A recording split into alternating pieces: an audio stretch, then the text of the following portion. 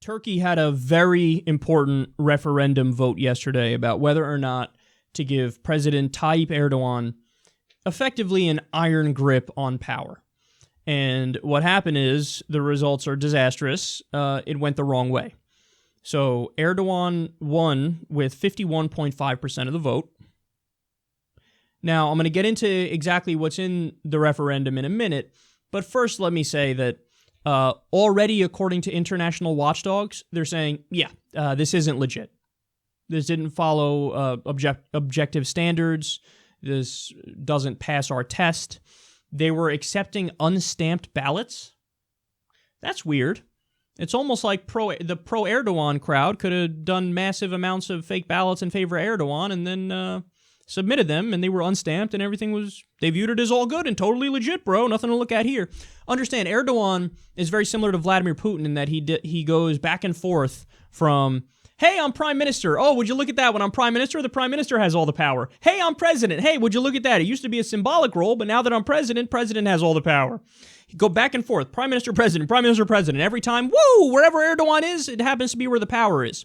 And there's been allegations, credible allegations, in previous elections of some vote fuckery going on. The AKP, which is Erdogan's party, usually behind it.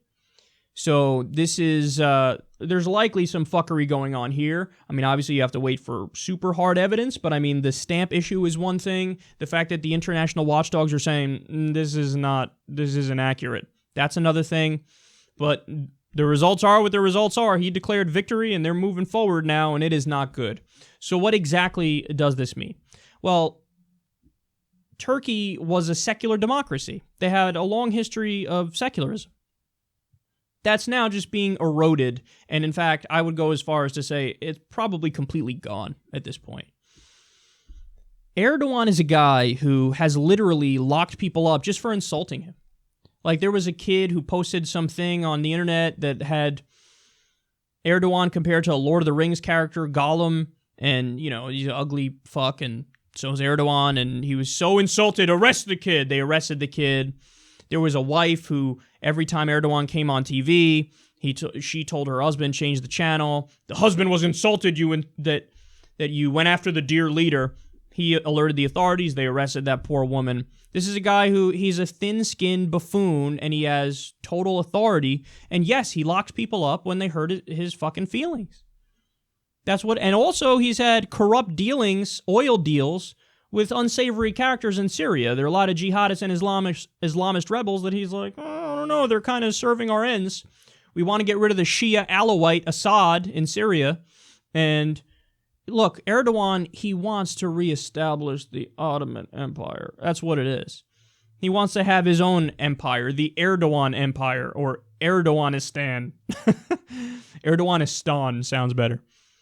So, and that's what is basically happening here, man. And in the U.S., mum's the word. Nothing said in response, because he's our ally, so he gets to do whatever he wants. I mean, think about that. If there's an attempt at a consolidation of power in such a grotesque way in an enemy state of ours, we would, oh my God, ripe for regime change, dictatorial power. We got to go in there and topple the regime. When it's our ally in Turkey, it's totally cool. You know what you're talking about, bro. There's no problem here. Well, let's see how big of a problem it is. So, with this new referendum passing, the prime minister role is scrapped. A new vice president role is created. The president becomes the head of government as well as state and can retain political party ties. The president is given sweeping powers with the ability to enact laws by decree and dismiss parliament. Parliament is no longer able to scrutinize ministers, and Parliament is given limited powers to investigate or impeach the president. Yeah, guys, where I'm from, that's called, you're now an authoritarian dictatorship. Look at that. President given sweeping powers with ability to enact laws by decree and dismiss Parliament. That's a dictator. That's what that is. So the long, treasured history of secular democracy in Turkey, gone. All because there's a guy with a giant personality and a narcissism complex, who's a fundamentalist, by the way, who hates being insulted and wanted to consolidate power. He made his moves, and this is the result. So, look, there's no better time than now to say, free Kurdistan. I mean, the Kurds have been viciously oppressed by the Turkish government for such a long time. And they've basically been forced to be a part of Turkey. Well, they should have their own independent state, because the state they were in beforehand at least had the benefit of being a secular democracy. Now it's just an authoritarian leader who despises the Kurds. So free Kurdistan. And they called for, so opposition political parties were like, okay, we're going to have to, like, we want to recount, and they're going to recount, some percentage of it or whatever. But I'm not optimistic in the long run, because they've already he has like 9 lives, man. I mean, there was the attempted coup. The military tried to take over the government and topple Erdogan, and he got away. So when he came back, he did a giant purge in the government of everybody. Teachers, for example, who he thought weren't in favor of him sufficiently. Purge everybody, lock them up. There were stories from Amnesty International, horrific stories of torture and murder. And so he just keeps getting away. He keeps skirting it and getting away, and now he's got total control on the country. So I doubt a recount is going to be enough, that the opposition is organized enough to really expose all the downsides of this, and to expose the fact that it probably was rigged.